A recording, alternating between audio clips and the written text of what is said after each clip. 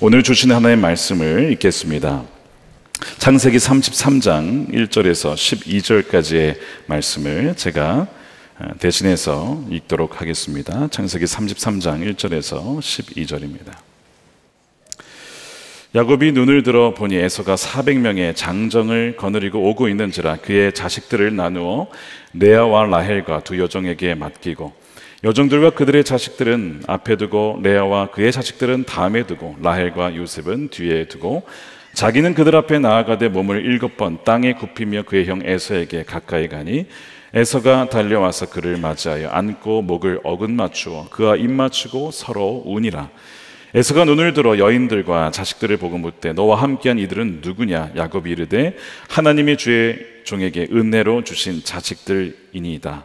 그때 여종들이 그의 자식들과 더불어 나와 절하고 레아도 그의 자식들과 더불어 나와 절하고 그 후에 요셉이 라헬과 더불어 나와 절하니 에서가 또 이르되 내가 만난 바 이 모든 때는 무슨 까닭이냐? 야곱이 이르되 내 주께 은혜를 입으려 함이니이다. 에서가 이르되 내 동생아 내게 있는 것이 족하니 내 소유는 내게 두라. 야곱이 이르되 그렇지 아니하니이다. 내가 형님의 눈앞에서 은혜를 입었사오면 청하건대 내 손에서 이 예물을 받으소서. 내가 형님의 얼굴을 배운즉 하나님의 얼굴을 본 것 같사오며 형님도 나를 기뻐하심이니이다. 하나님이 내게 은혜를 베푸셨고 내 소유도 족하오니 청하건대 내가 형님께 드리는 예물을 받으소서 하고 그게 강권함에 받으니라. 에서가 이르되 우리가 떠나자. 내가 너와 동행하리라. 아멘. 하나님의 말씀입니다. 네, 세대를 잇는 믿음의 여정 시리즈 오랜만에 다시 돌아왔습니다. 9번째입니다. 잊게 하셔서 잊게 하시는 은혜라는 제목의 말씀을 나누겠습니다. 야곱의 이 믿음의 여정도 점점 클라이맥스에 다가가고 있습니다. 우리는 이 시점에서 야곱을 좀 더 객관적으로 볼 필요가 있습니다. 왜 야곱이 고향을 떠나야 했고 베델을 지나서 밧단 아람에서 20년의 세월을 보내야 했습니까?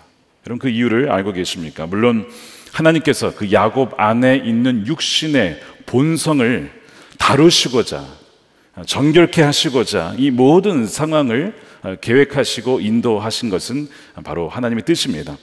그렇지만 그 시작은 바로 야곱이 아버지 이삭과 형 에서를 속이고 그 축복을 탈취하여 가로채서 바로 범죄자가 되었기 때문에 도망자 신세가 된 것입니다. 그는 죄인이었고 또한 방랑자로 삶을 살게 된 것이죠. 만일 여러분이 에서라고 한번 생각을 해 보십시오. 만약 누군가가 여러분들을 속이고 어마어마한 재산을 빼돌린 자를 여러분 만났다면 또 그 사람을 여러분들 용서할 수가 있겠습니까? 물론 어떤 분들은 그러실 수 있습니다. 하나님은 야곱을 택하지 않으셨습니까? 그래서 하나님이 그렇게 하신 것 아닙니까? 큰 자가 어린 자를 섬긴다고 하지 않으셨습니까? 또한 에서는 장자의 명분을 귀하게 여기지 않았기 때문에 그가 그렇게 한 대로 그런 일을 겪게 되는 것입니다. 이렇게 말씀을 하실 수도 있겠습니다. 모두 맞는 말입니다.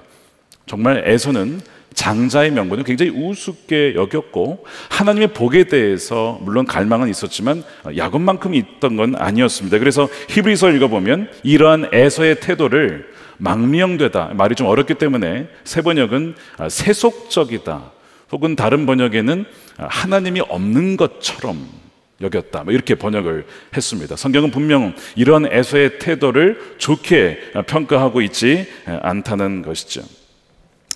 에서에게도 분명히 잘못이 있다는 거예요. 그리고 하나님께서 바로 큰 자가 작은 자를 섬길 것이라고 말씀하신 것도 사실입니다. 하지만 그렇다고 해서 하나님은 야곱에게 아버지와 형을 속여서 그 복을 얻으라고 하신 적이 없습니다.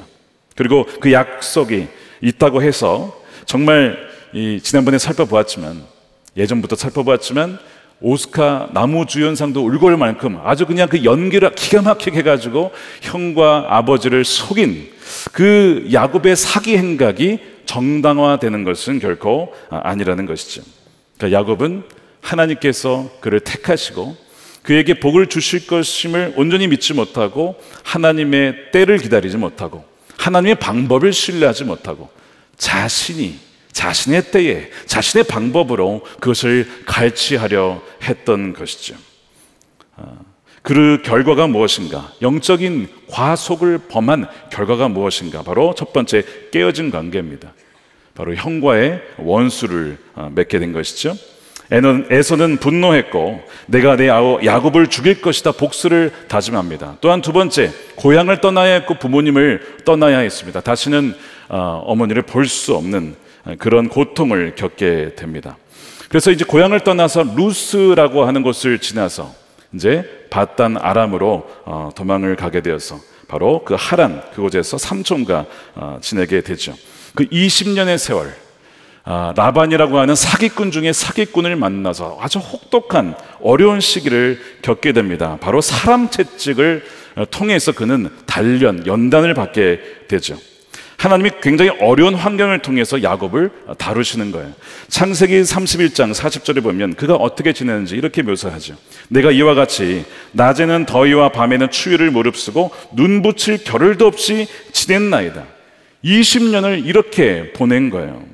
어쩌면 이 자리에 계신 분들 중에 또 온라인으로 오신 분 중에 이와 같이 야곱과 같은 험난한 세월을 보내고 계신 분이 계실지도 모르겠습니다. 근데 여러분, 이 모든 것은, 이 모든 환경은 하나님께서 정말 호두 껍질 같은 아주 단단한 야곱의 이 자아를 깨트리기 위한 하나님께서 세팅하신 하나의 환경이었다는 것이죠. 하나님의 섭리였습니다. 야곱은 놀랍게도 이 시기를 회상을 하면서 20년 지난 다음에 회상을 하면서 고백하기를 하나님께서 나와 함께 하셨습니다. 이렇게 고백을 하죠. 굉장히 단단했던 야곱의 자아의 껍질이 깨어지기 시작하고 그의 마음이 부들부들해지기 시작합니다. 그의 입술의 주어가 이제는 내가 아니고 이제는 하나님께서, 이런 말을 계속 하게 됩니다. 엄청난 변화예요. 인생의 주어가 바뀐 것이죠. 우리의 영혼이 무엇으로 성장을 할까요? 우리의 개인의 경건 훈련 너무 중요합니다.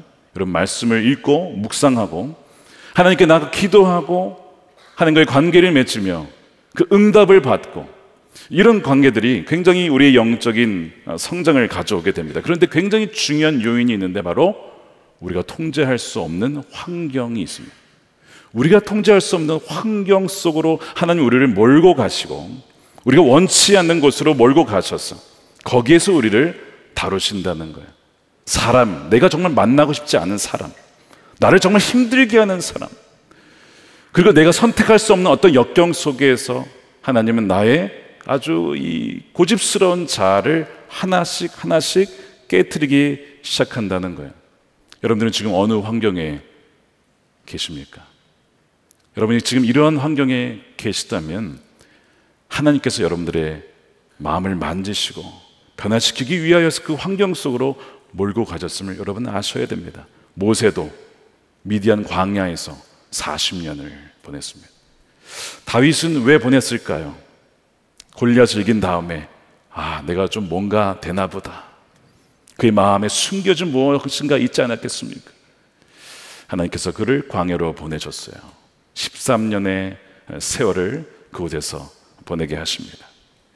여러분, 우리 모두에게도 하나님은 그런 환경을 보내실 때가 있다는 것이죠. 어쨌든 이렇게 야곱의 인생의 주어는 이런 환경 속에서 다듬어지면서 하나님으로 바뀌어가고, 하나님은 그의 삶에 복을 부어주시기 시작합니다. 일단은 구약에서는 하나님의 복이 좀 이렇게 물질적인 번성으로 표현이 되거든요. 그의 재산이 늘어나기 시작해요. 양떼들이 많이 늘어나기 시작합니다. 너무나 많이 늘어나서 이 삼촌 라반과는 비교할 수 없이 늘어나게 되는 것이죠. 양떼가 너무 늘어나니까 이 라반의 아들들이 보기에, 야, 이거 야곱이 우리 아버지의 양떼를 훔쳐다가 옮기는 거 아니야? 이런 생각을 할 정도로 너무나 눈에 띄게 야곱의 재산이 늘어나기 시작하는 겁니다. 그래서 그때부터 라반의 안색이 변했다라고 여러분 기억나시죠? 야곱이 훔친 것이 아니었습니다. 하나님께서 야곱에게 복을 주셔서 그 은혜를 누리게 된 것입니다. 그러면서 야곱이 이런 고백을 했었습니다. 창세기 31장이죠 7절에 그대들의 아버지가 나를 속였어요. 라반은 속였습니다. 정말 불의한 상황 속에 계속 처해 있었지만 10번이나 품삯을 바꾸는 그러나 하나님이 그를 막으사 나를 해치지 못하게 하셨고, 하나님이 이같이 그들의 아버지의 가축을 빼앗은 건 아닌데 기준을 바꿀 때마다 그 기준에 맞추어서 하나님이 야곱에게 주셨거든요. 그래서 마치 빼앗아 준 것처럼 내게 주셨느냐라고 고백을 하는 거예요. 그러니까 새끼를 낳을 때 점 있는 양이 나올지 얼룩무늬가 나올지 어떻게 합니까? 야, 점 있는 것은 너가 가져. 그러면 점 있는 건 나오는 것이고, 얼룩무늬 너가 가져. 그러면 얼룩무늬만 나오는 거예요. 이런 식으로 하나님이 야곱에게 복을 주신 것이죠. 그래서 하나님이 이같이 내게 하셨느니라. 이 은혜가 여러분들의 있기를 축복합니다. 하나님이 함께 하심으로, 어려운 역경 속에서도 하나님이 함께 하심으로 나에게 은혜를 베풀어 주셨다라고 고백하는 여러분들의 삶이 되시기를 축복합니다. 물론 그렇다고 해서 야곱이 완전히 바뀌었느냐? 그렇지 않습니다. 우리가 좀 더 살펴보겠지만 야곱이 분명히 바뀌었는데 여전히 그의 몸에는 남아있는 이 세속성과 육신의 어떤 본성이 남아있어요. 여전히 두려워합니다. 하지만 분명 야곱은 고향을 떠날 때와 바단 아람을 지난 다음에 이 야곱의 모습은 다른 모습으로 바뀌어 있습니다. 그리고 야곱은 이제 라반을 떠나게 되죠. 여기까지가 31장의 이야기입니다. 자, 야곱이 하나님을 만났습니다. 그의 재산은 어마어마하게 늘어났습니다. 결혼도 했습니다. 자녀들도 많이 낳았습니다. 재정적으로 자립하는 정도가 아니라 부자가 되었습니다. 여러분, 이 정도가 되면 이런 결론을 내릴 수가 있습니다. 하나님께서 야곱의 편을 들어주셨다. 그리고 하나님께서 나름대로 지난 20년간 봤던 아람에서 야곱이 죗값을 치르게 하셨다. 그러므로 굳이 야곱은 에서와 만날 필요는 없다. 이렇게 생각할 수 있다는 것입니다. 여러분, 어떻게 생각하십니까? 지금 이 야곱의 삶에 부어주신 하나님의 은혜와 복만 보면 더 이상 해결할 문제는 이제 없는 것 같아요. 굳이 어렵게 에서와의 그 껄끄러운 관계를 풀 필요가 있겠습니까? 이미 하나님께서 야곱아 네가 오라라고 편들어 주신 것 같은데 왜 어렵게 그 깨어진 관계를 풀기 위해서 찾아가겠습니까?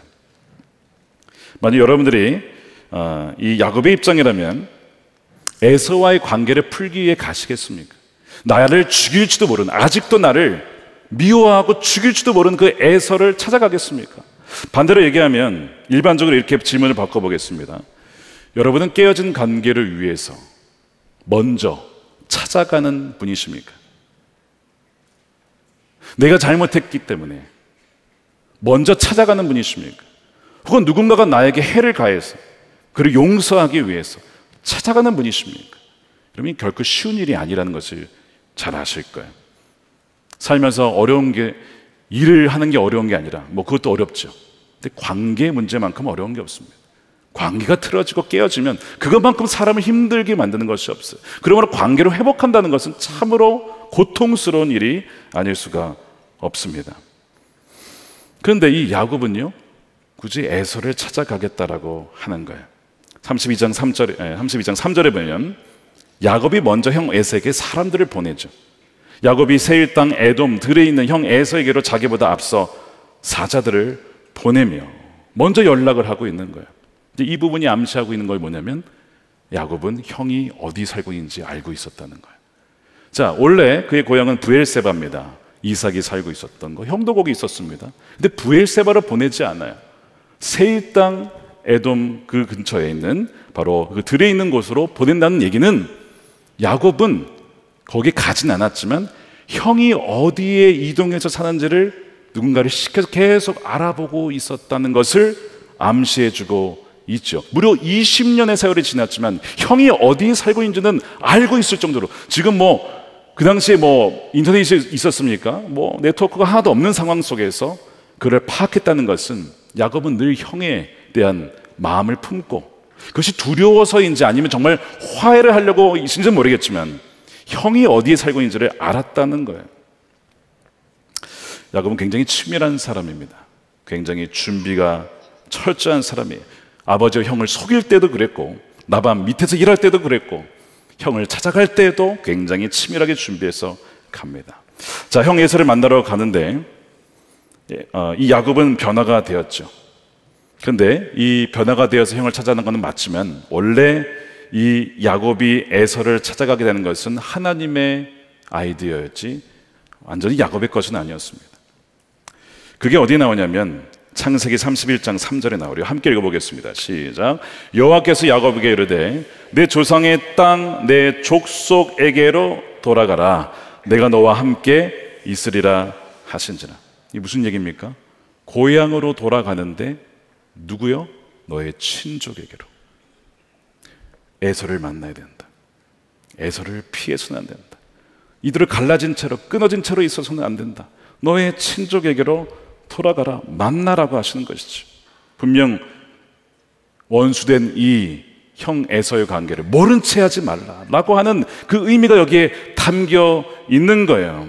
끊어져 있는 관계를 이으라고 말씀을 하신 것이죠. 이거는 이 화해는 옵션이 아니었어요. 하나님의 뜻이었습니다. 여러분들이 이어야 할 관계는 무엇입니까? 그 누가 여러분과 지금 끊어진 관계 속에 있습니까? 야곱은 고향에 돌아가기로 했죠. 근데 하나님께서는 더더욱 야곱이 미련을 갖고 혹은 어떤 두려워할까봐 가지 않을까봐 아예 말씀으로 가라고 말씀을 했어. 순정하는 마음에 사자들을 보내서 전가를 보냅니다. 그런데 형이 400명의 군사와 장정을 데리고 온다는 소식을 듣고 굉장히 두려워해요. 그래서 그 야복 강가에서 웬 어떤 사람이 씨름을 걸어오죠. 지난번에 했던 말씀입니다. 그리고 그를 붙잡고 나를 축복해 달라고 죽을 것만 같습니다.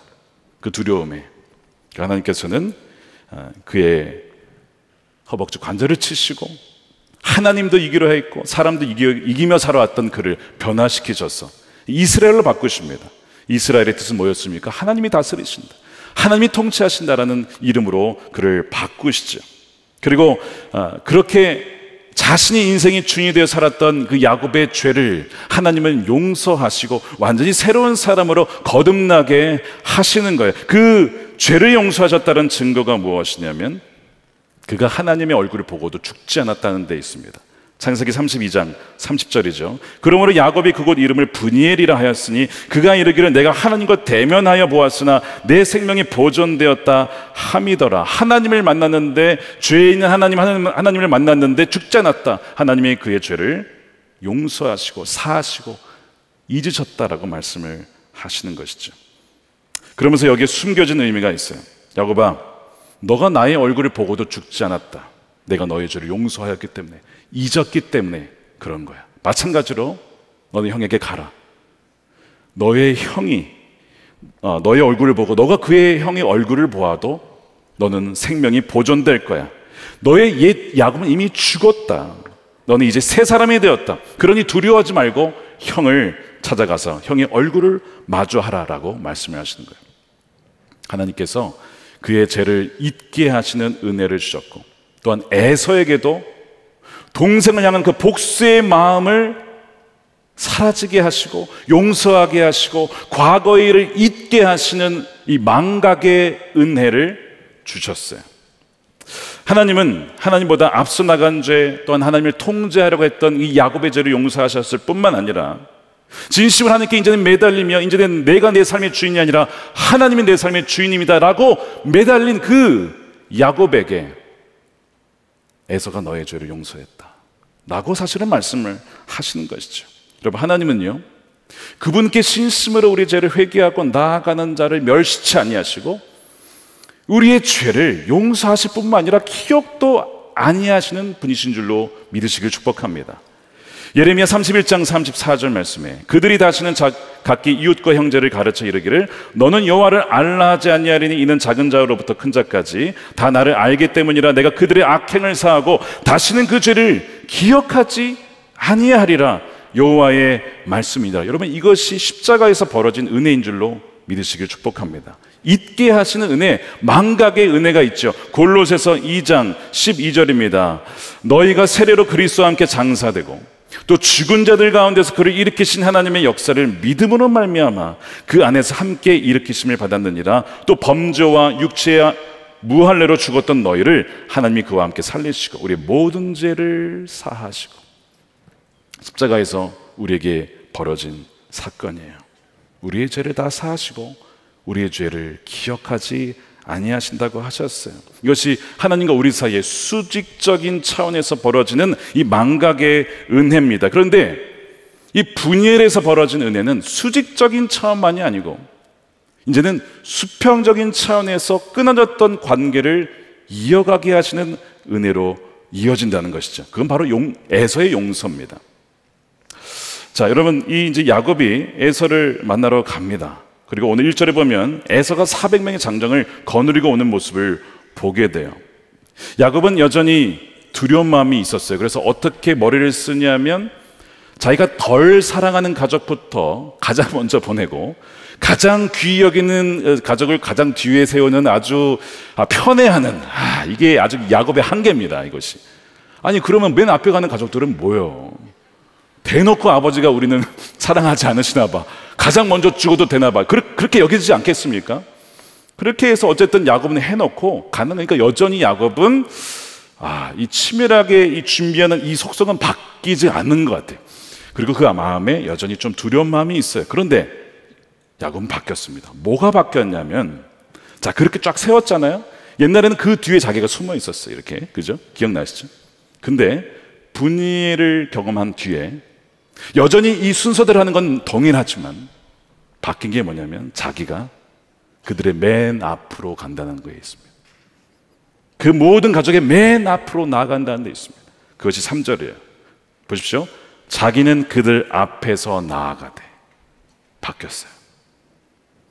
그전에는 다 가족들을 다 이렇게 그들 다 죽으면 그 다음에 나 살려고 아주 그냥 이랬던 사람인데, 이제는 그들 앞으로 나아가서 형에게 7번 땅에 굽히며 그의 형 에서에게 가까이 갑니다.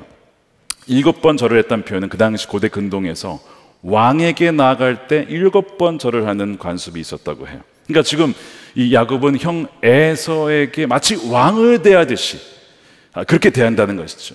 그의 마음이 굉장히 겸손해 있습니다. 누가 보면 형 에서가 굉장히 몇십 년 많은, 그 나이 많은 형처럼 생각하는데 여러분, 쌍둥이입니다. 동갑이에요. 동갑 둘이 지금. 그런데 굉장히 겸손한 마음으로 조심스러워하면서 마치 왕을 대하듯이 지금 그렇게 나아가는 그 모습, 좀 과하다 싶지만 그러나 그의 사죄하는 마음, 내가 이렇게 형님께 잘못했습니다, 내가 정말 큰 죄를 지었습니다 라고 하는 그것을 담아서 나아가고 있는 것이죠. 이때 형 에서가 어떻게 반응하냐면 너무나 놀랍게도 4절에 보십시오. 에서가 가만히 있는 게 아니에요. 달려와서 그를 맞이하고 안고 목을 어긋맞추어 그와 입맞추고 서로 우니라. 너무나 생각하지도 못했던 장면이 벌어지는 거예요. 저는 이 장면을 구약의 탕자 이야기라고 부르고 싶은 충동을 느낍니다. 정말 너무 흡사하지 않습니까? 그 탕자 어떻게 했습니까? 아버지 유산을 받아가지고 도망갔다가 돌아오는 그 아들을 하루도 빠짐없이 기다리다가 그 아들을 먼 데서 보고 먼저 아버지가 달려가서 아들을 껴안으며 입맞추며 우는, 너무나 똑같죠. 형의 그 복을 가로채서 도망가서 다시 돌아와서 형에게 나오는, 근데 이번에도 에서가 형이 먼저 다가가서 그 동생을 안는, 그리고 펑펑 우는 거예요. 여기서의만큼은 이 에서는 바로 용서하시는 하나님을 상징합니다. 아까 분이엘에서 하나님의 얼굴이 이 형 에서의 얼굴에 드러나죠. 그래서 이 야곱이 뭐라고 하냐면 형님의 얼굴을 보니 마치 하나님의 얼굴을 보는 것 같습니다. 그러니까 이 에서는 바로 우리의 그 어떠한 죄도 다 용서하시고 그리고 기억도 하지 아니하시는 아버지의 풍성한 그 사랑을 보여주고 있어요. 그들은 펑펑 우는데 그 눈물 안에 무엇이 담겨 있었을까요? 지난 20년 동안 보지 못했던, 함께하지 못했던 그 세월도 너무나 아까운 거예요. 우리가 함께 자라며 함께 먹고 함께 자녀들 자라는 것을 봤었어야 되는데 20년을 우리가 허비했구나 라고 하는 그 아쉬움들, 미워하고 용서하지 못했던 마음들, 또한 동생이 먼 타지에서 역경의 세월들을 보냈을 그 동생에 대한 미안한 마음, 내가 왜 죽이고자 했지? 물론 미웠지만 죽이고자 했던 것은 나에게도 잘못이 있었어. 그런 마음들이 여기 있지 않았겠습니까? 그러니까 형이 동생아 미안하다, 내가 너를 죽이고자 한 것이 아니었는데. 그러니까 뭐 동생이 형 아니에요. 제가 더 잘못했습니다. 제가 속여서 100번 7번 제가 잘못한 겁니다. 아니다. 내 잘못이다. 막 이러면서 뭐 유유유 하면서 이러면서 울지 않겠습니까? 말하지 않아도 자 보십시오. 서로 운이라. 여기에 모든 게 담겨 있는 거예요. 이 두 단어. 서로 운이라. 뭐가 더 필요하겠습니까? 깨어진 관계 속에 있는 분이라면 서로 운이라. 놀라운 이 회복이 있기를 축복합니다. 정말 에서가 야곱을 용서하는 것일까? 이라는 생각이 들 수도 있습니다. 그 민감한 단어 중에 뭐가 있습니까? 축복이라는 단어가 굉장히 민감한 단어죠. 이 둘 사이에 축복권을, 이제 축복을 빼앗아 갔으니까. 이 축복이라는 단어가 나오면 에서가 그때 생각이 나면서 혹시 다시 분노하진 않을까 생각할 수도 있겠어요. 저는 그런 궁금함이 들더군요. 그래서 말씀을 연구를 해봤습니다. 10절과 11절에 각각 예물이라고 번역된 단어가 나와요. 10절과 11절에 예물. 근데 이 두 단어가 다른 단어로, 원어로는 되어 있습니다. 10절은 민하라고 하는 어떤 그 선물이라는 의미로 번역된 보통 단어가 쓰여졌고, 이 11절에 있는 예물은 본래 의미는요 베라카라고 해서 그야말로 복 혹은 축복, blessing이라고 하는 단어로 번역된 단어입니다. 그러니까 이 베라카는 바로 야곱이 형의 베라카를 탈취했던 그 베라카를 말하는 거죠. 근데 지금 야곱이 그 단어를 쓰고 있어요.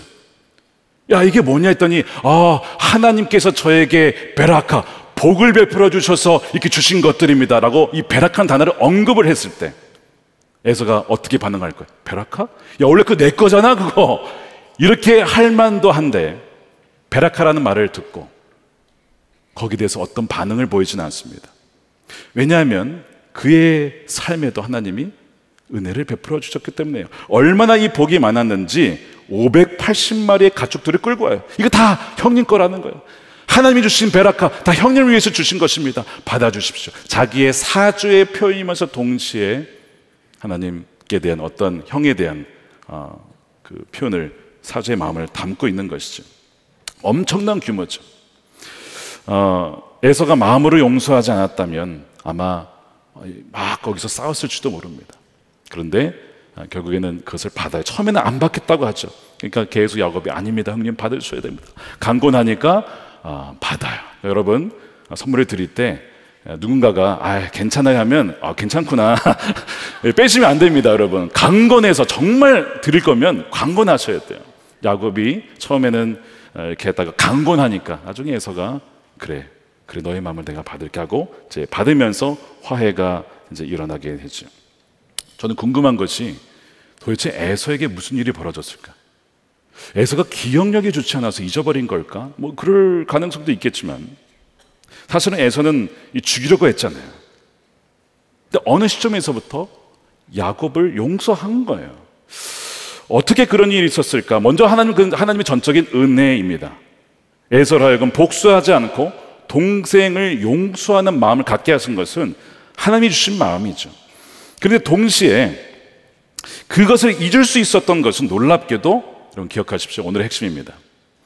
잊을 수 있었던 것은 놀랍게도 기억에 있습니다. 기억. 에서는 자신의 삶에 베풀어 주신 하나님의 은혜를 경험하고 그거를 기억했습니다. 비록 에서가 장자권을 빼앗기고 축복을 동생에게 빼앗겼지만 하나님은 그의 삶에도 번성케 하는 은혜를 주셨어요. 하나님이 나를 버린 게 아니라 나에게도 은혜를 주시는구나. 어마어마한 재산을 갖게 되거든요. 그러니까 이 하나님 그것을 통해서 이 에서의 마음과 태도가 부드럽게 되도록 바꾸어 주신 거예요. 그래서 에서는 이 야곱이 자신에게 양떼와 같은 이 예물을 바치려 할 때 이런 고백을 해요. 처음에 거절할 때 어떤 얘기를 하냐면 9절입니다. 에서가 이르되 내 동생아 내게 있는 것이 족하다. 나 하나님이 복 주셨어. 나도 많아.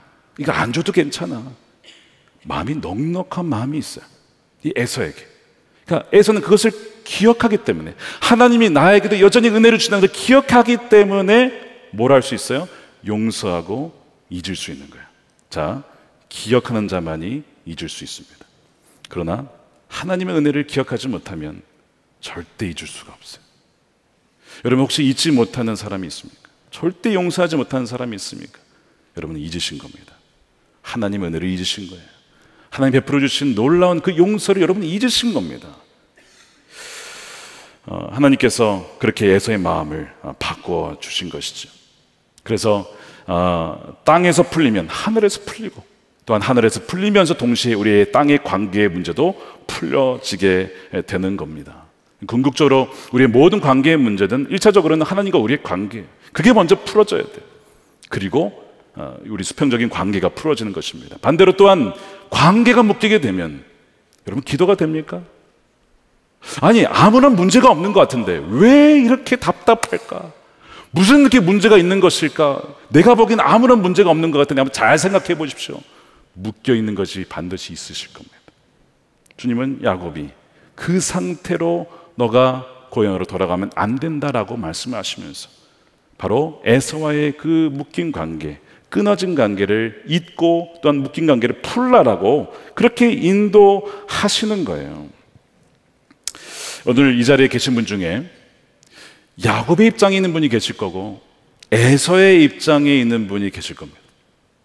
그러니까 에서의 입장은 뭡니까? 피해자죠. 자기가 피해자. 누가 나에게 가해를 해서 내가 피해를 봤다 이겁니다. 그러니까 용서를 구하기보다는 용서를 받아야 될 입장인데, 아니 그 사람이 나에게 용서를 구해야지 내가 어떻게 먼저 다가가냐, 이렇게 아마 여기시지는 않습니까? 내가 어떻게 그것을 잊을 수 있냐라고 혹시 말씀하지는 않으십니까? 네, 말씀드린 대로 마음으로 진심으로 용서하고 잊을 수 있는 그 시작은 기억하는 데 있다는 거예요. 이것이 성경적인 원리입니다. 바로 야곱처럼 하나님을 무시하고 내 인생의 주인이 되어 살았던 반역자인 나를 하나님 그 분열에서 완전히 바꿔주시고 용서하시고 나를 새로운 사람으로 만들어주셨어요. 하나님의 얼굴을 보고도 보존이 되었고 살았습니다. 얼마나 감사한지.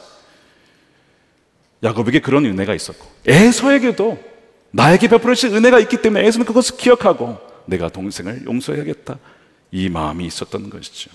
그래서 하나님에 대한 그 사랑과 그 기억이 과거만이 아니라 여전히 현재에 남아있는 자에게는 용서할 수 있는 그 은혜가 부어지게 됩니다.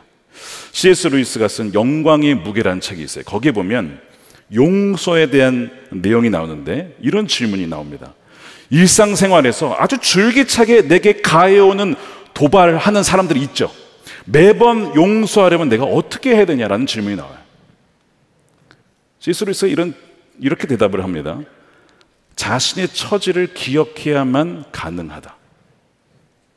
그리스도인이라면 변명의 여지 없는 죄를 용서해야 된다. 왜냐하면 하나님도 변명의 여지 없는 당신의 죄를 용서하셨기 때문에, 내가 어떤 처지에 있었고 내가 지옥에 갈 수밖에 없었고 영원한 멸망과 불순종의 아들로서 저주받을 수밖에 없었던 처지에서 나를 건져주신 그 사랑을 기억한다면 나도 당연히 나에게 죄를 지은 자를 용서할 수밖에 없고 잊을 수 있다는 거예요. 그거를 말씀하고 있는 거예요. 그러니까 우리는 기억해야 된다는 것입니다. 십자가에서 우리가 얼마나 큰 사랑을 받았는지를 기억한 자만이 잊을 수가 있고 용서할 수가 있는 거죠. 반대로 기억하지 못하는 자는 용서 못합니다. 그 아주 대표적인 이 성경의 예가 어디 나옵니까? 1만 달란트 빚진 종에 대한 얘기죠. 이 사람은 자신에게 해를 끼친 자를 용서할 수가 없는 거예요. 100데나리온을 빚진 자가 있었어요. 안 갚는다 이거예요. 그래가지고 막 갚으라 했더니 못 갚는다 그러니까 이제 감옥에 집어넣어 버렸단 말이에요. 그러니까 바로 이것을 뭐라고 부르냐면 아주 이 대가를 치르게 하는 응보적 정의예요. 나에게 해를 끼쳤으니까 너는 대가를 받아서 처벌을 받아야 된다라고 감옥에 넣었어요. 여러분 생각해 보세요. 여러분에게 재정적인 피해를 끼친 사람이 있다고 칩시다. 도와달라고 해서 수백 수천만 원을 빌려줬어요. 근데 안 갚는 거예요. 여러분 어떻게 하시겠어요? 고소할 수 있겠죠? 어떤 경우에는 이런 경우가 참 많죠. 확실한 투자처가 있으니까 돈을 내라 이거죠. 투자하라 이겁니다. 여러분 우리가 내일 일이 어떻게 될지도 모르는데 확실한 투자처가 대개 확실하지 않습니다. 내일 일도 우리를 모르는데 확실한 투자처가 있다고 하면서 이욕하는 경우가 있어요. 대개 손해를 보게 돼요. 그러니까 투자다 보니까 리스크가 있죠. 그래서 잃어버리면 할 말이 없는 겁니다. 근데 정말 투자를 했는데 잃어버렸다? 완전 원수지간 되는 겁니다. 이 돈 관계가 그렇게 무서운 거예요. 그러니까 이 사람도 마찬가지. 돈을 빌려가고서는 갚지 않으니까 이 감옥에 넣어버렸어요. 그런데 이 감옥에 넣은 이 사람, 피해자죠. 용서할 수가 없는 거예요. 내 재산을 피해를 입혔다. 근데 이 사람이 잊고 있는 게 뭡니까? 망각. 내가 어떠한 용서를 받았고 탕감을 받았는지를 망각하고 있어요. 이 사람이 얼마나 많은 빚을 탕감받았습니까? 1만 달란트라고 하는데, 여러분 1만 달란트가 뭐 학자마다 견해가 좀 달라요. 한 달란트가 노동자 한 15년 월급이라고 합니다. 그러면 뭐 대략 한 2억 원 정도 되는데, 그게 한 달란트고요. 곱하기 만을 해보십시오. 2조 이상 되지 않겠습니까? 별로 안 놀라신가 보니까 그 정도는 다 통장에 2조 정도는 다 그냥 뭐 그 정도 그냥 갚지 뭐 거의 그 수준이신데 어마어마한 빚을 탕감을 받은 거죠. 그러니까 자기가 이렇게 용서를 받았어, 탕감을 받았어. 그런데 고작 몇백만 원 나에게 손해를 끼친 자를 용서하지 못한다는 것은 뭘 잊고 있는 거예요? 내가 얼마나 큰 은혜를 받았는지를 잊었기 때문에 절대 용서를 못하는 거예요. 이렇게 연결되어 있는 것입니다. 여러분들이 지금 용서하지 못하는 자는 누구십니까? 용서하지 못한다면 여러분들은 지금 잊고 있는 거예요. 그 예수님께서 성찬을 제정하시면서 하신 말씀이 뭐예요? 이것을 행할 때마다 나를 기억해라. 나가 무슨 뜻입니까? 내가 너희를 위하여서 너희가 받아야 될 모든 그 대가, 죽음의 형벌과 모든 빈문서를 내가 다 대신 처리했다. 그런 나를 기억하라고 현재형으로 말씀하셨어요. 과거만이 아니라 나를 기억해. 그래야만 너희도 누군가를 용서하고 화해시키는 자로 너희가 서게 된다라고 말씀을 하는 겁니다. 4세기에 니사의 그리고리라고 하는 교부가 있는데 아가사 주석에서 하나님 우리에게 주시는 3가지 선물이 있다라고 얘기를 해요. 3가지. 첫 번째는 범죄의 용서, 두 번째 악행의 망각, 세 번째는 죄 씻음입니다. 하나님 우리에게 주시는 3가지 다 뭐와 관련되어 있냐면 잊어버리는 것과 관련되어 있습니다. 이게 우리에게 주시는 선물이라는 거예요. 존 칼빈도 비슷한 얘기를 했습니다. 용서는 무엇이냐? 분노와 미움, 복수심을 마음에서 기꺼이 몰아내는 일, 이것이 용서다. 여러분 남아공에 데스몬드 투투라고 하는 주교가 계셨어요. 용서하지 않으면 우리가 학대자의 노예가 됩니다. 이런 얘기를 했어요. 내가 누군가를 용서하지 않으면 나는 학대하는 자의 노예가 된다. 그러므로 용서는 가해자만을 위한 것이 아니라 피해자 자신을 위한 것이기도 하다는 거죠. 그래서 이 데스몬드 투투가 만델라 대통령과 함께 남아공을 다시 재건하면서 인종차별을 행한 이들을 처벌할 때에 죄 지은 대로 다 이 사람을 그 죄값을 치르게 한 것이 아니라 회복하게 하는 정의를 펼칩니다. 뭐냐면 자신의 죄를 고백하면 용서해 주는 거예요. 그러면서 이 회복적 정의의 초점이 뭐였냐? 불화를 치료하고 관계를 회복하고 희생자와 범죄자 모두의 복권을 추구하는 데 있어요. 그래서 나라를 회복시키는 거예요. 만약 이것을 계속 누군가를 처벌하고 했다면 나라는 끊임없이 끊임없는 복수로 나라가 완전 망했을 거라는 거죠. 그런데 지금 남아프리카 공화국은 그렇지 않아요. 완전히 새로운 나라가 되었어요. 그러면서 그가 자신의 책 제목을 이렇게 지었습니다. 용서 없이 미래는 없다. 용서 없이 미래는 없다. 영어로는 No future without forgiveness. 용서 없이는 미래가 없습니다. 자, 하나님은 에서와 야곱의 관계 서로 화해하지 않고 용서 없이는 이들에게 미래가 없다는 것을 잘 아셨어요. 그래서 회복하는 그 길로 인도하신 거예요. 야곱이 그 관계를 풀지 않으면 야곱은 정말 이스라엘이 될 수가 없기 때문에 그래요. 야곱은 이제 이스라엘이 되었습니다. 하나님과 사람 사이를 연결시키는 그 이스라엘이에요. 여러분 기억나십니까? 야곱이 베델에서 보았던 그 환상, 꿈에서 뭐가 나왔습니까? 자기 머리 위에 계단이 하늘로 쫙 연결되어 있는 거예요. 자기 앞에 쫙 연결되어 있었어요. 천사가 그 계단을 오르락 내리락 합니다. 뭘 보여주는 거냐면 너로 말미암아 하늘과 땅이 연결되고 하나님과 사람 사이가 연결이 되고 또한 사람과 사람 사이가 연결이 되어진 그 비전을 보여주신 거예요. 야곱아, 너의 인생, 그리고 너의 민족, 너의 자녀들은 앞으로 그런 민족이 될 거야. 그 화해케 하고 하는 그 사명을 주신 건데, 야곱이 형과 틀어져 있어요. 어떻게 쓸 수 있어요? 못 쓰죠. 그러니까 하나님은 화해케 하시는 자로 그 길로 인도를 하신 것입니다. 자, 하나님께서 야곱과 형 에서를 화해하게 하신 또 다른 이유가 있어요. 자, 이것이 이제 결론입니다. 또 다른 이유가 있어요. 뭘까요, 여러분? 오늘 본문에 조금씩 나오는데 감추어져 있기 때문에 놓칠 수가 있습니다. 누구냐면 요셉입니다. 요셉. 자, 요셉이 맨 뒤에 있다가 다시 나와서 인사하는 장면이 나와요. 다른 형들 이야기는 안 나오죠. 요셉이 언급이 됩니다. 왜 성경이 여기서 요셉을 언급을 하고 있을까요? 바로 요셉은 다음 세대를 상징합니다. Next generation. 머지않아 우리가 이제 살펴보겠지만 요셉과 형들 사이는 완전 원수가 됩니다. 형들이 요셉을 팔아 넘기게 되죠. 그러니까 지금 이 야곱과 에서 사이에 벌어진 비슷한 사건이 다음 시대에 벌어지게 되는 거예요. 형들이 동생을 노예로 팔아 넘깁니다. 이번에는 동생인 요셉이 피해자가 되고 형들이 가해자가 되는 거죠. 바뀌긴 했지만 어쨌든 관계가 원수가 되는 것은 마찬가지예요. 나중에 시간이 흐릅니다. 요셉은 애굽의 총리가 되고 소위 갑이 되죠. 그리고 형들은 을이 됩니다. 갑이 되어서 갑질할 수 있는 기회, 즉 복수할 수 있는 기회가 요셉에게 주어지는 거예요. 자, 그래서 이 위치에서 얼마든지 요셉은 형들을 죽일 수도 있고 처벌할 수도 있었던 그 기회가 주어지는데요, 만일 오늘 본문에서 야곱과 에서의 용서와 화해가 없었더라면 과연 요셉은 형들을 용서했을까요? 생각해 보십시오. 에서가 야곱에게 복수를 했다면 요셉도 그렇게 하지 않았을까요? 아, 그때 큰아버지가 우리 아버지를 용서하지 않으셨지? 내가 용서할 이유가 뭐가 있어? 나도 형들을 용서할 수가 없어. 또한 야곱이 에서를 찾아가지 않고 그냥 모른 척하고 그냥 이렇게 지냈다고 한다면 요셉도 형들을 모른 척할 수도, 알아보질 못했거든.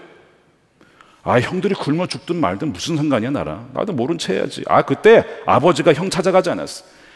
큰아버지 찾아가지 않고 그냥 서로 모른 채 지내자. 아, 나도 그럴 거야.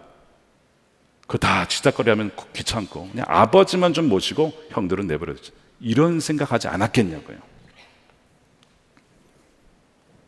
새로운 야곱, 이 이스라엘이라는 나라가 되기 위해서 핵심적인 역할을 하는 자가 누구냐면 여러분 아시다시피 요셉입니다. 왜냐하면 나중에 이제 흉년을 맞이해서 이제 막 그 식량을 구하러 애굽에 갔다가 나중에 이제 요셉을 통해서 이 애굽의 고센 땅에 이 야곱과 아들들이 정착을 하면서 거기에서 이제 이 민족이 불어나게 됩니다.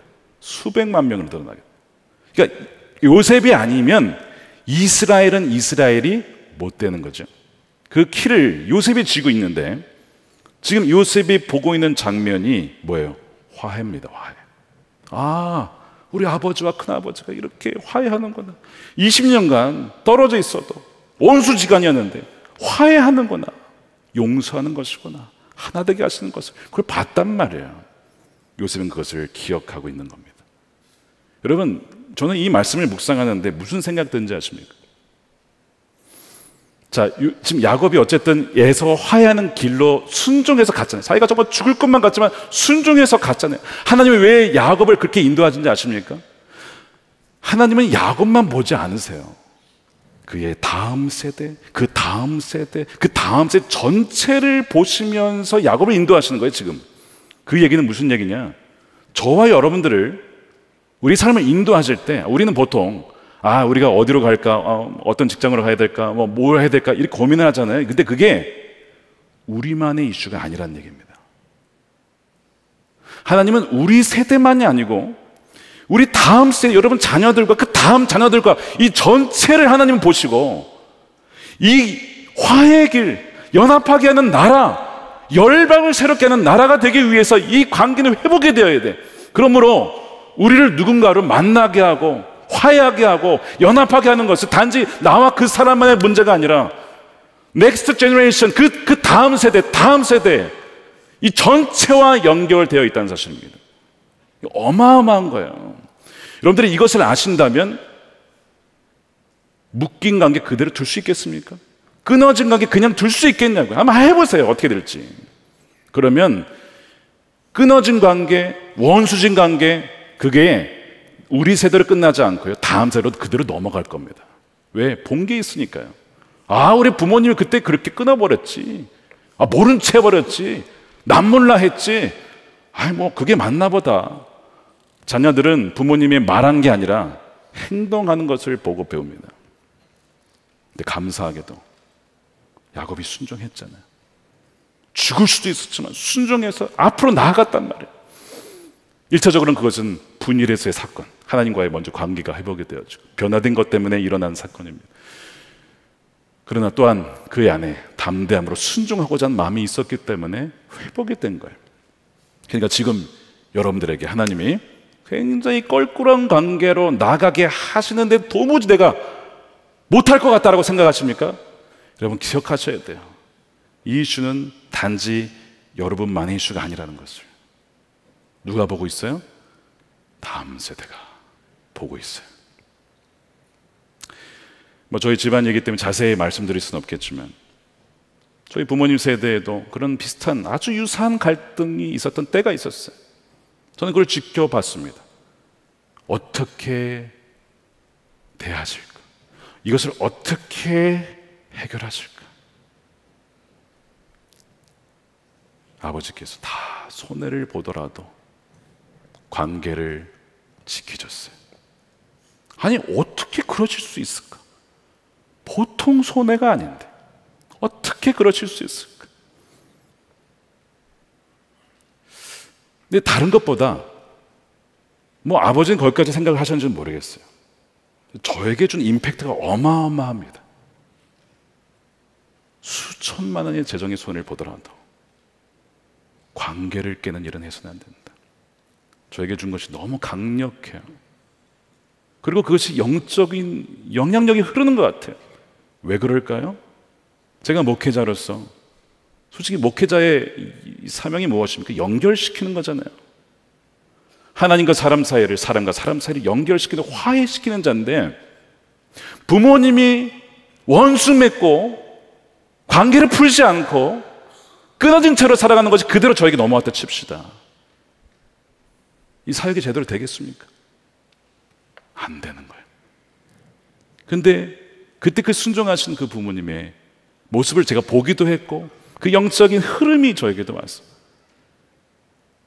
앞으로 그런 일이 있을 때마다 내가 피해를 준 자가 있다면 찾아가고 또 나에게 가해한 사람이 있으면 내가 먼저 다가가서 주님이 나에게 주신 은혜가 얼마나 큰데를 기억하고 용서하고 잊어서 관계를 잇는 자가 되어야겠다. 그 마음을 갖게 된 겁니다. 저는 오늘 말씀을 묵상하는데 그래서 본문은 요셉을 자꾸 언급했구나. 왜 다른 형들은 얘기 않고 요셉만 2절에 라헬과 요셉은 뒤에 두었고 또한 쭉 읽다 보니까 요셉이 또 등장을 해요. 7절에도 요셉이 라헬과 더불어 나와 저랑 다른 형들 안 나온다고요. 있었겠지만 왜 굳이 요셉을, 물론 사랑하니까 했겠지만 요셉을 언급했을까? 나중에 얼마 지나지 않아서 똑같은 일이 벌어지기 때문에. 그러나 요셉은 화해자로 섭니다. 지난 8월 15일에 광복절에 하늘연합기도회가 있었어요. 그 비전센터 2층에서 있었는데 그때 이제 일본 그리스도인 청년 와타나베 나에키 상이라는 분이 굳이 이것 때문에 뭐 큰 행사는 아니었거든요. 근데 일본에서 비행기를 타고 여기에 오신 거예요. 그러면서 이제 그분이 간증을 하시는데 미국에서 이제 교회를 나갔다가 예수님을 알게 되고 거기서 세례를 받고 일본에 돌아와서도 계속 신앙생을 하신 겁니다. 그러다가 치바 영광교회를 알게 되어서 그 목사님과 함께 제자 훈련을 받으시고 또 지금 이제 선교 훈련 또 이렇게 받으시는데요. 그분이 이 한국 기독교로부터 받은 자신의 은혜를 이렇게 막 얘기하면서 그 감사를 막 얘기를 하시는 거예요. 여러분 손양원 목사님의 자기가 자서전을 봤는데 너무나 은혜를 받았습니다. 원수까지도 용서하고 품는 뭐 그런 얘기 하시다가 갑자기 우리 일본과 한국의 과거사를 그분이 언급을 하시는 거예요. 이거 굉장히 민감한 이슈 아닙니까, 이거 사실? 근데 그분이 얘기를 하시다가 지난날에 행하였던 모든 신사참배를 강요했던 것, 우상숭배를 강요했던 모든 것에 대신 사죄하고 싶습니다. 조선의 신앙인들을 박해하고 그들의 신앙을 비틀고 왜곡시켰던 모든 죄에 대해서 제가 대신 사죄하고 싶습니다. 갑자기 그런 얘기를 하시는 거예요. 그분의 그 사죄에 참여하고 있었던 모든 분들이 굉장히 숙연해졌습니다. 그는 이 회개와 사죄를 위해 일부러 여기까지 비행기를 타고 오신 거예요. 그래서 저는 그분을 보면서 안 그래도 이 본문을 묵상하고 있었는데 가해자, 그분이 가해자는 아니지만 야곱이 생각이 났어요. 굳이 와서 나아가는, 에서에 나아가서 이 관계를 풀려고 하는 그 야곱의 모습이 함께 보이는 겁니다. 야곱의 그 용기와 진정성을 통해 하나님은 형과의 관계를 풀어줬을 뿐만 아니라 우리가 살펴보겠지만 다음 세대, 요셉의 세대에도 복을 주셔서 갈라설 수 있었던 위기를 극복하게 하시는 은혜를 미리 주신 것이죠. 마찬가지로 저는 그들의 자녀들이 원수를 믿지 않았고 하나가 되었던 것처럼 대한민국이 진정 선교 완성을 위한 열방의 화해자가 되려면 묶인 관계가 풀려야 됩니다. 가장 먼저는 뭐겠습니까? 북한과의 관계지. 정권은 악해서 무너져야 되지만 우리가 북한을 미워하는 마음으로는 통일이 될 수 없어요. 일본은 어떻습니까? 마찬가지예요. 고린도 후서 5장 18절에 하나님이 우리에게 주신 직분이 뭐라고 했냐면 이렇게 되어 있습니다. 함께 읽겠습니다. 시작. 모든 것이 하나님께로서 났으며 그가 그리스도로 말미암아 우리를 자기와 화목하게 하시고 또 우리에게 화목하게 하는 직분을 주셨으니, 이것이 가능한 이유는 십자가에서 이미 주님께서 모든 원수를 소멸하셨다, 원수된 것을 소멸하셨다라고 말씀합니다. 에베소서 2장 16절도 함께 읽겠습니다. 또 십자가로 이 둘을 한 몸으로 하나님과 화목하게 하려 하심이라. 원수된 것을 십자가로 소멸하시고, 원수된 것을 이미 주님께서 십자가에서 다 없애셨다는 겁니다. 그러므로 사랑하는 여러분, 제가 다시 한번 결론을 지으면서 여러분들에게 묻고 싶습니다. 여러분이 찾아가야 될 여러분들의 에서는 누구십니까? 여러분 묶여 있으면 하늘에서도 묶이는 거예요. 푸셔야 됩니다. 또한 여러분이 용서해야 될 야곱은 누구십니까? 용서는 기억한 자만이 용서할 수 있고 잊을 수 있어요.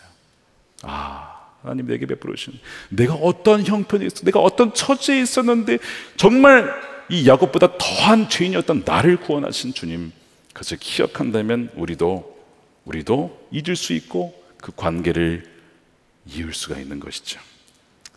아까 데스몬드 투투 주교의 책 제목 뭐라고요? 용서 없이 미래는 없다. 용서와 화해가 과거에 묶이지 않고 앞으로 나아가게 한다는 것이죠. 이 놀라운 회복의 은혜가 여러분들이 막혀 있었던 모든 관계를 열게 하고, 하나님께서 여러분들에게 약속하시고 계획하신 그 놀라운 계획이 온전히 이루어지는 여러분들의 삶이 되시기를 주님의 이름으로 축원드립니다. 우리 함께 찬양하겠습니다. 아마 이 찬양을 아시는 분이 많이 없을 수도 있겠는데, 일단은 우리가 찬양팀이 한번 찬양을 한 다음에 같이 따라서 찬양을 하겠습니다. 그런데 이 찬양을 잘 가사를 보시면 끊임없이 숨어있는 나를 주님은 찾아내신다라는 가사가 있어요. 그리고 나를 따스하게 안아주셔서 주의 사랑으로 용서하고 덮어주시는 다함없는 주의 사랑을 말합니다.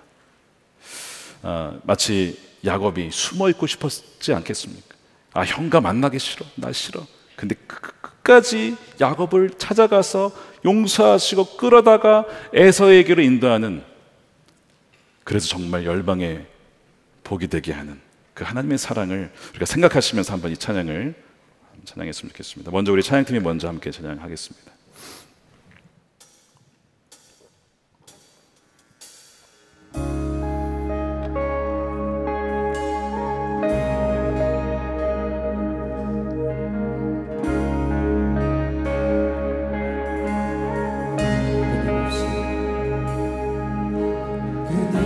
신의 연약한 나를 둘러싸고 깊고 어두운 외로움에 다시는 할 때 주의 사랑 숨어있는 나를 찾아내시고 따스한 손으로 끌어안아 주시는 끊임없이 내 연약한 나를 둘러싸고 깊고 어두운 외로움에 다시는 할 때 주의 사랑 숨어있는 나를 찾아내시고 따스한 손으로 끌어안아 주시네 다함없는 주의 사랑 어제나 오늘이나 변함없는 다함없는 주의 사랑 비교할 수 없는 그 신사랑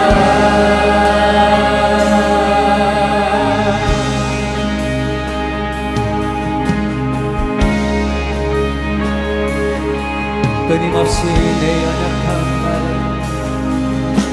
끊임없이 내 연약한 나를 둘러싸고 깊고 어두운 외로움에 나 신음할 때 주의 사랑 숨어있는 나를 찾아내시고 따스한 손으로 끌어안아 주시네 다함없는 주의 사랑 어제나 오늘이나 변함없는 다함없는 주의 사랑 비교할 수 없는 그 신사랑 다함없는 주의 사랑 어제나 오늘이나 변함없는 다함없는 주의 사랑 비교할 수 없는 그 신사랑 찬양해 주님의 사랑 경배해 영원한 이름 찬양해 주님의 사랑 경배해 영원한 주를 찬양해 주님의 사랑 경배해 영원한 이름 주님 찬양해 주님의 사랑 경배해 영원한 예수 다함없는 주의 사랑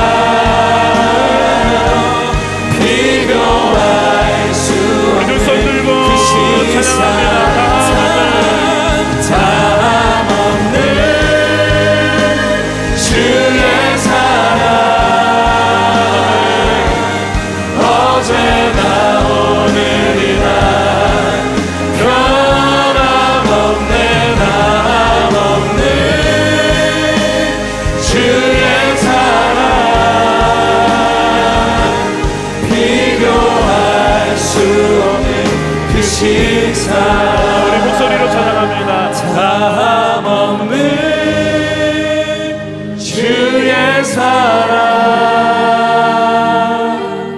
어제나 오늘이나 변함없네 변함없는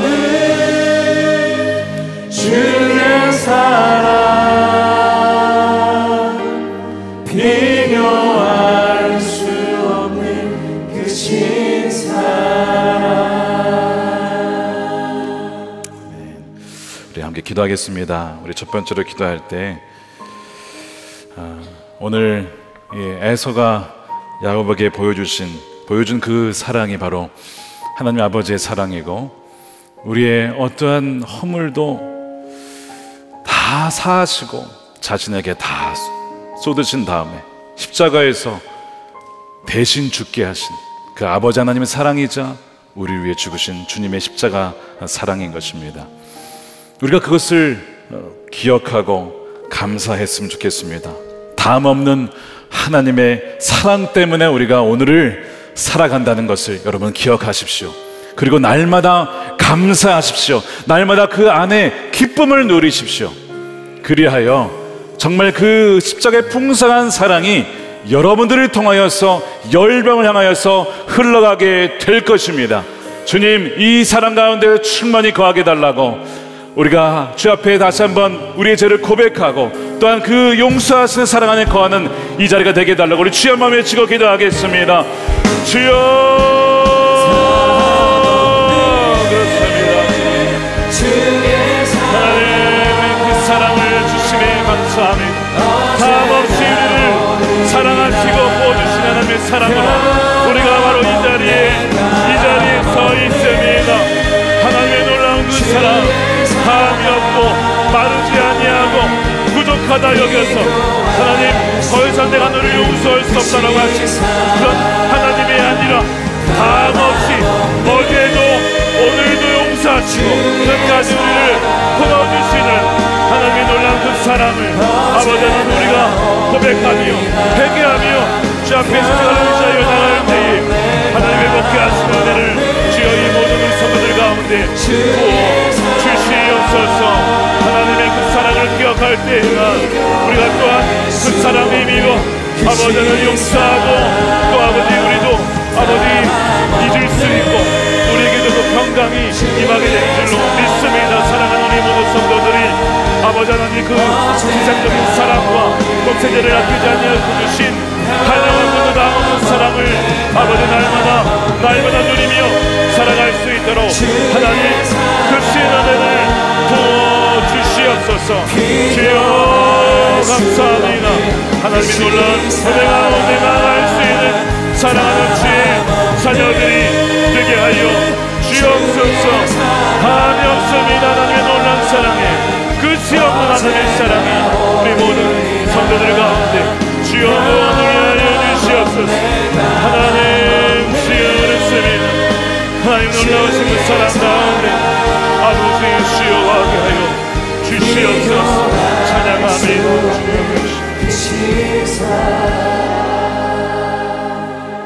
우리 두 번째로 기도할 때 우리 깨어진 관계, 마치 이 에서와 야곱처럼 형제가 될 수도 있고 그것이 부부가 될 수도 있고 부모와 자녀 사이가 될 수도 있는데요, 참 많이 깨진 관계가 많습니다. 내일 행복플러스 24가정이 참여를 하게 되는데요, 그 안에도 오직 하나님만 아시는 그들의 아픔이 있을 거예요. 관계의 어려움, 갈등들, 미워하는 마음, 부부 사이인데도 용서하지 못하는 마음, 풀지 못하는 마음들이 아마 있을 것입니다. 여러분, 이 시간에 오늘 이 자리에서 완전히 회복되는 은혜가 있기를 축복합니다. 나의 에서에게 용서를 구할 용기를 우리에게 허락하여 주옵소서. 나의 야곱을 용서할 자비를 이 시간 베풀어 주시옵소서. 여러분, 우리가 그 믿음 가지고 주님께서 우리를 마치 야곱을 굳이 그렇게 인도하신 이유가 우리 세대만이 아니었다는 것을, 이것이 대대로 흘러간다는 것을 기억할 때에 우리가 정말 이것이 묶여서는 안 되겠구나, 단지 끊어져서는 안 되겠구나, 어떻게 해서든지 주의 십자가의 은혜로 회복되어야겠구나, 이런 그런 간절한 마음으로 그 모든 깨어진 관계, 끊어진 관계를 생각하시면서 주여 회복의 은혜를 더해주시고 우리에게 나아갈 수 있는 용기를 주시고 우리가 자비를 베풀 수 있는 하나님의 풍성한 은혜를 부어달라고 우리 깨어진 관계를 위해서 주여 한번 외치고 기도하겠습니다. 주여, 그렇습니다. 하나님 깨어진 관계를 하나님 사랑하는 형제들 가운데, 자매들 가운데, 하나님 가족들 가운데 아버지 서로 미워하고 깨어지고 갈라지고 이혼하고 돌아서고 그렇게 아버지 원수가 된 관계가 너무나 많습니다. 하나님의 공성하신 자비하시기로 주여 우리 모든 관계가 오늘 저녁에 회복되게 하여 주시옵소서. 끊어진 관계가 이어지게 하여 주시옵시고 아버지 돌아선 관계가 되돌아가게 하여 주시옵시고 묶인 관계가 예수님의 은혜로 말미암아 풀어지을지어다. 주여 용서하지 못하는 마음 먼저 손 내밀게 하여 주옵소서. 먼저 죄를 구하게 하시고 먼저 용서를 구하는 손 내밀 자가 되게 하여 주시옵소서. 야고보같이 또 아버지의 손을 찾아갔던 그 용기, 또 아버지 먼저 동생을 용서하셨다니 아버지 그 마음, 고들한 마음을 주시고 아버지 회복시키는 주 놀라운 화해의 은혜가 있게 하여 주시옵소서. 하나님의 주여, 하나님의 놀라운 주여만을 새롭게 하시는 주력적인 차원의 용서의 은혜, 화해의 은혜, 수평적인 차원에서의 모든 은혜까지 주여 모두게 하여 주시옵소서. 하나님의 모든 친구들과의 교제가, 부모 자식 간의 관계, 부부 간의 관계, 교우 간의 관계, 목회자와 성도 간의 관계, 성도와 성도 간의 관계, 주여 모든 악한 모습에 하는 모습 말씀은 예수 그리스도의 명하노니 살아주시오, 떠나가주시오. 주여 하나님, 주여 하나님, 주여 불게 하신 놀라운 은혜를 더하여 우리 마지막으로 한 번 더 기도하고 우리 오늘도 올라와서 우리 이 시간에 기도의 제단을 쌓으실 분들은 나오시고 안수 기도 받으실 분들은 앞으로 나오셔서 기도 받으시면 되겠습니다. 마지막에 말씀드린 것처럼 여러분, 누군가와 관계를 잊게 하는 것은 나와 그 사람만의 문제가 아닌 것을 여러분 아셔야 됩니다. 하나님은 우리 인생 전체를 아시고요. 우리 인생만 아십니까? 우리 다음 세대, 그 다음 세대, 아니 세상의 마지막 날까지 그 모든 것을 보고 계시는 분이에요. 그렇기 때문에 야곱이 여기서 에서와 해결하지 못하면, 이 관계가 끊어지게 되면 요셉과 형들의 관계가 끊어지고 이스라엘은 이스라엘 될 수가 없는 것이고 이스라엘을 통해서 예수님이 올 수가 없는 것이고 이 모든 것이 다 예수님이 오실 수가 없으면 우리는 어떻게 구원을 받습니까? 이 모든 것을 하나님 보고 계셨기 때문에 야곱에게 나가게 하신 것이죠. 그렇다면 우리도 마찬가지입니다. 우리만의 일이 아니라는 거예요. 우리 가정의 문제, 교회의 문제, 국가의 문제, 우리 세대 동시대만 아니라 우리 다음 세대까지 다 연결되어 있는 문제라고 하나님께서 말씀하시기 때문에 우리는요, 이 말씀을 믿고 순종함으로 이 관계를 풀어야 된다는 것입니다. 여러분, 분열과 갈등을 여러분 자녀들에게 물려주고 싶습니까? 안 된다는 거예요. 이제는 일치와 하나됨과 화해를 물려줘야 된다는 것입니다. 오늘 이 시간 세 번째, 너무나 사실은 중요한데 가장 마귀가 강하게 공격하는 영역인 것 같습니다.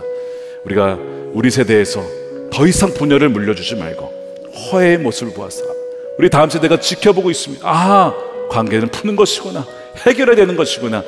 그 유산을 후대에 물려줄 수 있는 자가 되게 해달라고 우리 세 번째 기도 제목, 정말 간절한 마음으로 우리 두 손 들고 주여만 외치고 기도하도록 하겠습니다. 주여, 그렇습니다. 주여, 우리만의 문제가 아니면 우리의 모든 세대가 연결되어 있습니다. 모든 막세대의 문제도 연결되어 있습니다. 할렐루야. 주여, 역사를 주여 보게 하여 주시고 크게 보게 하시고 넓게 보게 하시고 하나님의 관점으로 이것을 바라보게 하여 주시옵소서. 하나님, 주여, 그렇습니다. 아버지의 은혜, 시간 나의 은혜, 이것이 우리만의 문제 것을 알게 하옵소서. 하나님 모든 세대가 아버지 열방을 향하여서 나라와 연결시키고 가정을 연결시키고 하나님 화이케 하시고 하나님의 놀라운 역사를 보게 하여 주시옵소서. 하나님의 놀라운 역사, 연결되는 역사, 손놓게 하는 역사, 하나 되게 하는 역사, 일치케 하는 역사가 주여 보이게 하여 주시옵소서. 하나님의 주님 감사합니다. 주님 모든 큰소림을 보게 하시고 알게 하시는 하나님의 놀라운 은혜를 주여 깨닫게 하심을 감사합니다. 주여 순종하겠습니다. 주의 말씀 안에 따라가며 나가겠습니다. 할렐루야. 하나님의 세상에 주의 말씀 하나님 말씀 주의 하나님의 말씀하시는 놀라운 은혜를 보게 하여 주시옵소서. 하나님을 찬양하며 아버지의 모든 인생을 모시는 하나님 모든 관계로 주여 회복해 하시고 아버지 나라가 북한과 또 일본과 북소미의 모든 관계가 돌아오게 하시고 하나 되게 하시고 통일케 하시고